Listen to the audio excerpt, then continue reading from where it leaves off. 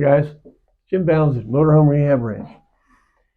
This is episode 5 of what do you need to know to pick up a motorhome.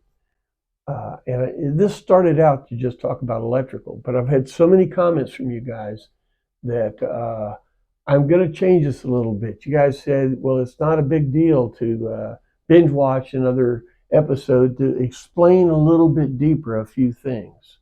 All right. And to that end, you guys sent in a couple of pictures that I want to show that might help, because if you're sitting there with pen and paper waiting to learn some new stuff, hang on to the pen. This is a pic that we did going to Virginia with Mel, sunset. This is the kind of stuff that driving these motorhomes is all about. That was a wonderful day. It was 60 miles an hour. We're in the left lane. I'm getting ready to pass a truck, and the sun sets over another truck. It was a great time. So anyway, that's why we're doing all this, not just to make the thing run. We're out there to be out there on the road. All right. So, let's see. Right there. All right. Great picture, guy. Sent me this in. The other picture I gave for underneath the, that's right, under the engine compartment was an early model, which was much smaller and harder to understand. Let me get it right there. This is an early 73, 4, maybe 75, where you had a big plastic thing over here. This was the isolator, and it was all jammed in there. Now, if you look at this other one I showed you, oh, no, this one, right, got it all laid out much better. Now I can really explain some stuff to you. This is his, this is a customer, ranch hand that sent this in. This is what he's got. This battery isolator was upgraded to a larger one. You can see the footprint of the original one here, which was a 95 amp. This is 130 amp. And maybe it makes a little difference, but anyway, somebody tried, they upgraded it when the last isolator went out. Do you see a problem with this? It's overall about what you've got, but look here. Remember we were talking about the relays, the battery boost solenoid and the Ford starter solenoid? This is in pretty good wiring condition, except that somebody's put a Ford starter solenoid in here. It seems like it works, but trust me, guys, it's not the same thing. If you have that in there, remember it needs to look like more like this. It needs to look like one of those. Okay?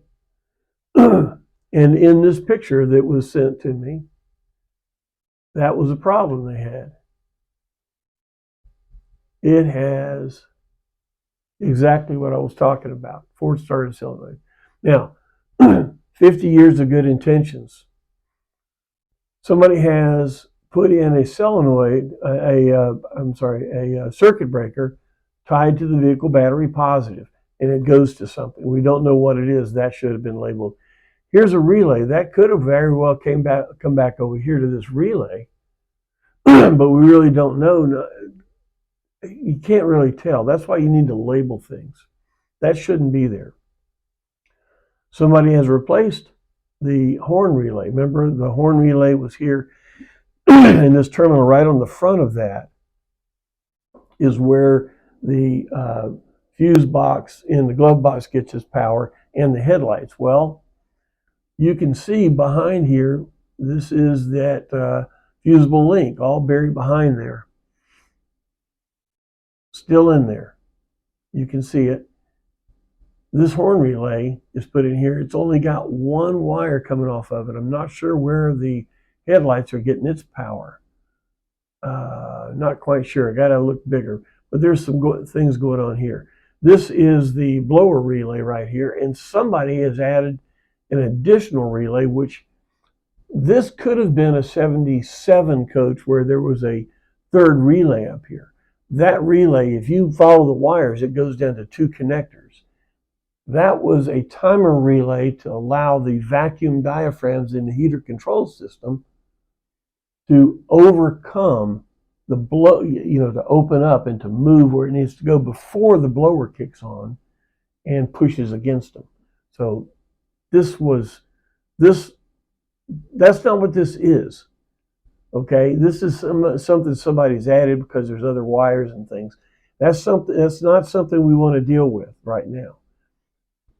I do want to explain more of these things, but remember, this set of videos is about what to do to get it home.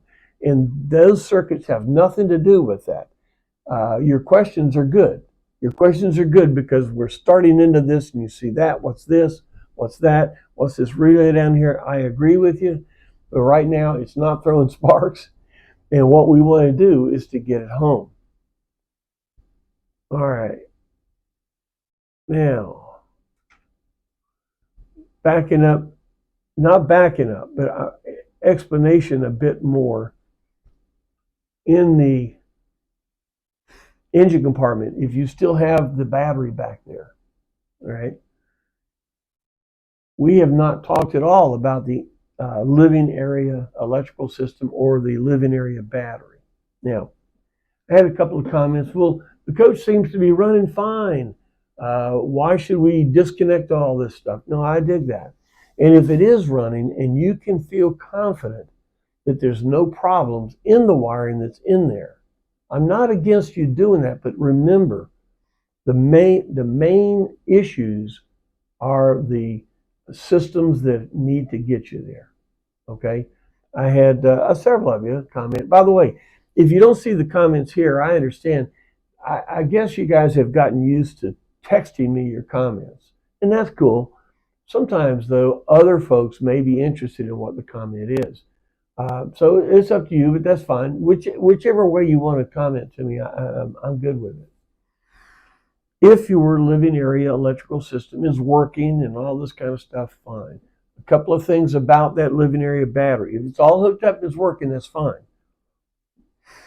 But be sure that the cables aren't just laying there loose. On Mel's Coach, it had a big battery in the back. But the battery was dead and the cable was loose on the battery, which may be why it's dead, because those large batteries take a lot of current. If that battery connection is not tight, it won't pass current. It won't charge that battery. That battery may be okay. The first thing that Mel needs to do is to replace the connector, because the connector to that battery was loose. It was already tied down, would not go any further. Okay? If you're going to leave it hooked up, check the battery connectors. Make sure they're tight. Make sure that all the connections in the back are tight and that you don't see a problem that may happen in trying to get home. Tug all the wires and stuff like that. Right? In my situation, I am still using a battery in the back, even though I have two batteries in the front. You say, well, wait a minute. I have 3 batteries? Yes. I have 3 batteries. And a lot of the coaches over the years may also end up with 3 battery complements. Like this. We have 3 switches. Here, I got a better picture. Hang on a second. Here we go. 3 switches. You want to have any battery connected to be switched. You say, well, why is that? Because if there's a problem, chances of it being an electrically ignited fire or electrically caused situation will be from the batteries. And if you can jump out, run out front, rip open the hood, and shut those batteries off, shut everything off, then you could have prevented a fire, all right? So your engine battery will have a switch. Now, if you've got time, if you can buy some connectors and switches and things, yeah, sure, put them in there. Maybe just rig them in where they will do their function, but they're not connected like here. They're not mounted. But to have a way to shut that battery off quickly, whether it's in the back or in the front or wherever, really important, really important. Now, this switch over here has battery 1 and battery 2, battery A, battery B, whatever. What I did was I have one battery up front for the engine, and it goes to its own switch. It goes to its own switch. Then I have a second battery, which is for the living area, comes over to this switch. And then the third battery I showed you is in the back. In the back. Let's see.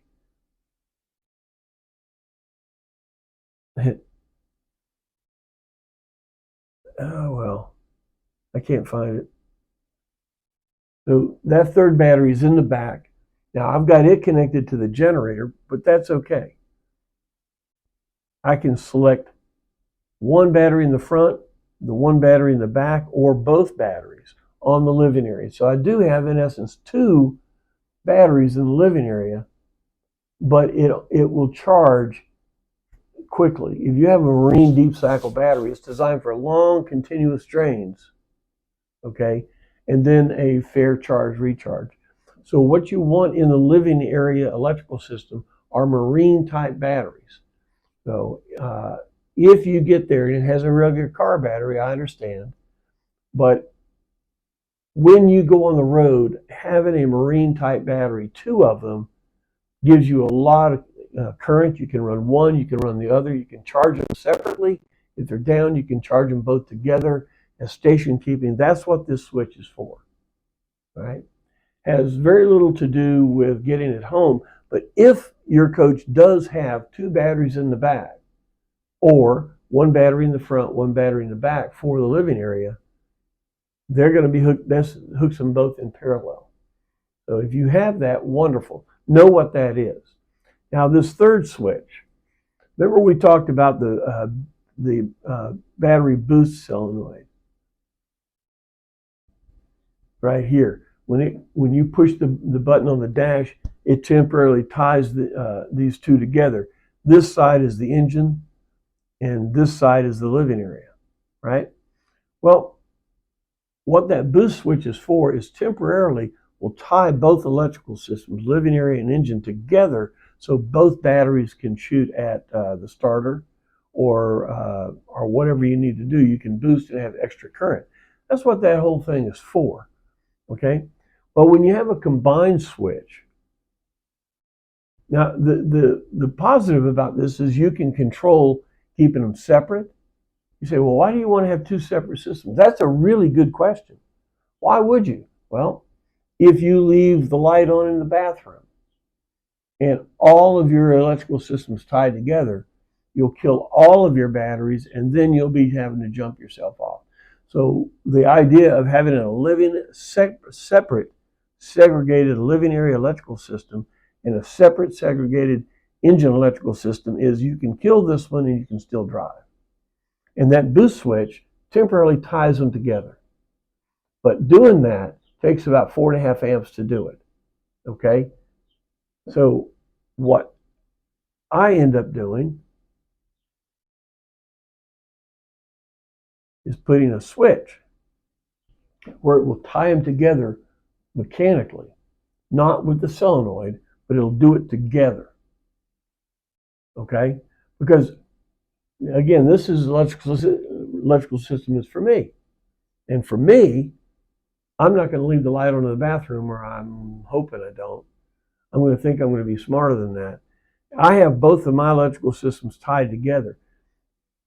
Say if the engine battery died, the whole coach will run off the living area battery electrical system with that flipped in the on position. So I have control of all 3 batteries, and I can select them all or one at a time. That's what all this stuff is for, okay? I had a couple of questions about, well, 2 questions about this. What's all that about when you look at this electrical system? This coach has the 3 switches. It has A and B on the living area. It has a combined switch, and it has a switch going down to the battery. This has the no battery isolator, as you can see, no blue fin thing. This has a Simlac ACR 160. What's that? Remember I said that the battery isolator takes 0.8 volts away from the charging capacity of your alternator. A combiner like this does not take the 0.8 volts, so your battery will see the full charge from the alternator, and the alternator will not be degraded by some percentage because of the 0.8 volt drop. You follow? Now, you've seen some of these small little combiner things that go in conjunction with an isolator. I'm not real hep on that kind of stuff. I would much rather have, look them up online, Simlac ACR 160. It is it's a real serious kick butt combiner. It does away with the isolator. It does away with the drop charging, and it takes over the battery boost solenoid. As you see, there's no battery boost solenoid. There's no battery isolator. Okay, and this system is set up specifically for a 1-wire alternator. And you go, what's that have to do with? It doesn't. There were so many questions about charging with the alternator because folks have heard about this type 1 and type 2. What's that all about? Should I worry about that now? No, you shouldn't. You shouldn't worry about all this stuff now. But no, there are other places, other ways you can go after we get it home. But I want you to understand that what the original system is, it does work. It doesn't, like, you don't have to have everything all the time to have an operating coach. So we're going to drive it home with a type 1 alternator. Okay. After you get home, you want to add some switches. Now you say, in the meantime, have a way to disconnect this battery, the one that we're using, the engine battery. And if you're going to use the living area battery, make sure there's a way to disconnect it. If you can do nothing more than to go get those on-off battery controls or the knob, get one of those for each ground. And let's not get into that. But it'll be easier because all your grounds go to the one single terminal. If you can do nothing more than have a way to turn each one of the batteries that's in your system off, that's what you need to have to get home. You say, oh man, that's a pain in the butt. Well, let me tell you, the whole idea is we don't know what this motorhome is. And if something happens that we don't understand, we want to be able to turn that sucker off and run, right? So on your batteries, not all of this stuff. I'm not telling you got to sit there several hours and rewire this, but you need a way to turn off your batteries. You need a way to turn off whatever battery is going in your system. All right. I wanted to cover a few of these questions and things right now in this episode, and the next one will carry on from your air ride system. I'll pick that up and go on. There were a couple of questions along the way that I wanted to answer, and thank you for those. Send me pictures of your panel like this. I can throw it up on here tomorrow, and we can talk a little bit more about that here. In this case, what this guy needs to do is to get a battery boost solenoid. I would do that before he leaves on to go home. I'll go ahead and get that to give that option. It's not that hard to put in. Okay, the rest of it is kind of, there's several things here. Up here is eggs erroneous, but there's no fire. There's no problem with it, and I would leave it alone. He has a new horn relay, which probably meant either that one died. It could have failed or just fallen apart. But they have wired it properly, mostly. So in this case, question is what to do is to replace that one item. Send me your pictures too. All right. Thanks. And I hope that this is something that is useful to you. If it is, please hit like and all those things. And we'll see you next time.